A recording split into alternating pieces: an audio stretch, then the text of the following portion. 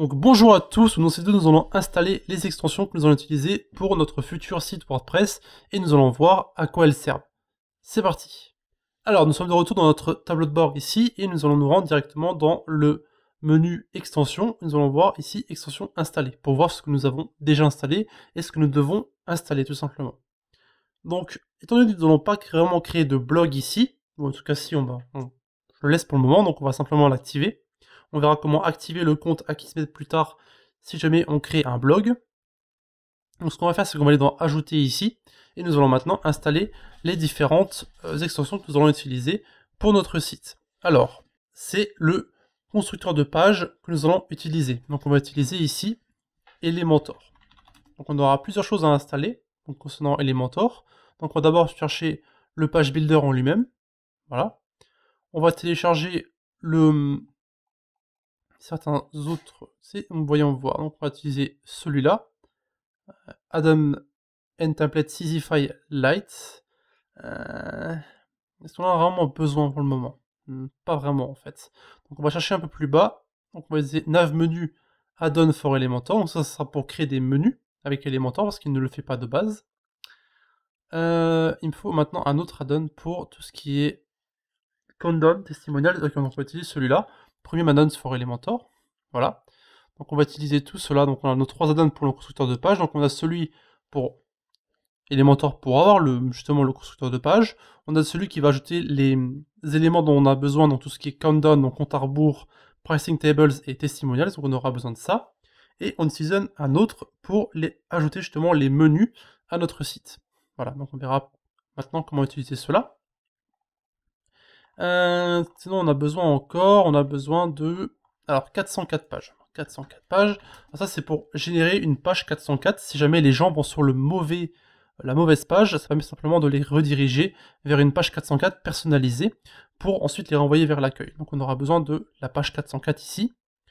On aura aussi besoin de quelque chose pour la sécurité. Donc on va mettre Security ici et on va récupérer l'extension Items Security s'il y a encore. Alors où est-il? On va utiliser celui-ci, WordPen Security Firewall et Malware Scan. Voilà, ça me paraît pas mal. Alors je ne l'ai pas encore utilisé, d'habitude j'utilise un autre, j'utilise celui-ci, Item Security, mais on va voir celui-ci pour voir ce que ça donne, vu qu'il a été mis à jour il n'y a pas longtemps, et il a beaucoup plus de notes qui sont... Enfin, il est mieux noté en soi. Donc on va utiliser celui-là, on verra plus tard comment ça fonctionne, on va découvrir ensemble.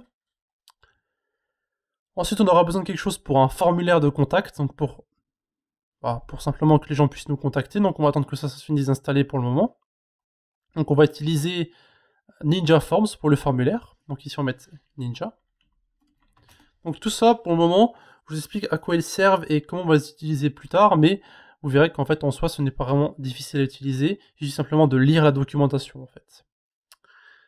Voilà, donc on a l'installation ici. On va attendre que ça se finisse d'installer évidemment, comme les autres extensions. On va avoir encore besoin de 4 autres extensions je pense. Oui, 4 je pense.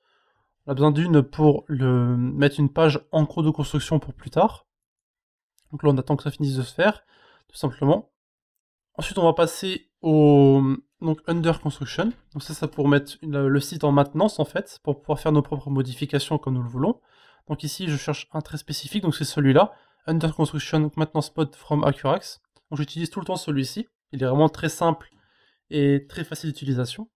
Ensuite, nous avons WP Fastest Cache. Donc ça c'est pour en fait clear vos systèmes de cache. Donc c'est simplement un menu qui va s'afficher en haut. On aura simplement appuyé sur 2 boutons pour supprimer complètement le cache du site, pour les différentes modifications qu'on veut faire, etc. Ensuite on veut WP Front Scroll. Alors c'est scroll, pas scroll du coup. WP Front Scroll Top permet en fait de mettre une petite flèche dans le coin en bas à droite de votre site pour pouvoir remonter au sommet de ce site-là. Donc vous verrez que ce sera très utile pour la suite.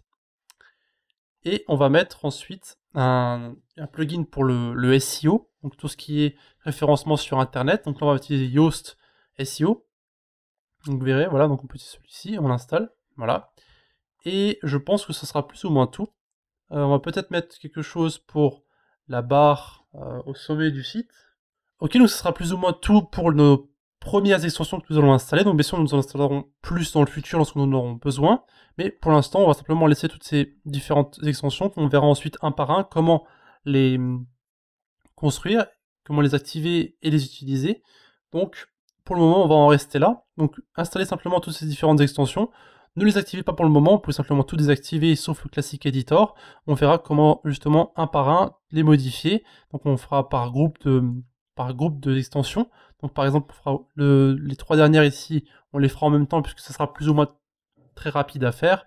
Donc si jamais je dois ajouter des différentes extensions au fur et à mesure, comme par exemple on va mettre une newsletter, etc., des choses comme ça, on ajoutera d'autres extensions comme Mailchimp, etc. Donc pour le moment, on va rester sur ces 12 extensions et on en ajoutera plus dans le futur lorsqu'on avancera sur le site. Voilà. Donc si vous avez des questions concernant ces différentes extensions ou que vous avez des extensions que vous désirez voir apparaître dans les tutoriels, eh bien laissez-moi simplement un petit message dans les commentaires ou bien sur le Discord de la communauté et je verrai ce que je peux faire. Donc c'était Alex et on se voit dans la prochaine vidéo. A de suite. De plus, n'hésitez pas à visiter nos différents réseaux, donc eux aussi dans la description, Discord, notre blog, Facebook, Twitter, Google+, etc.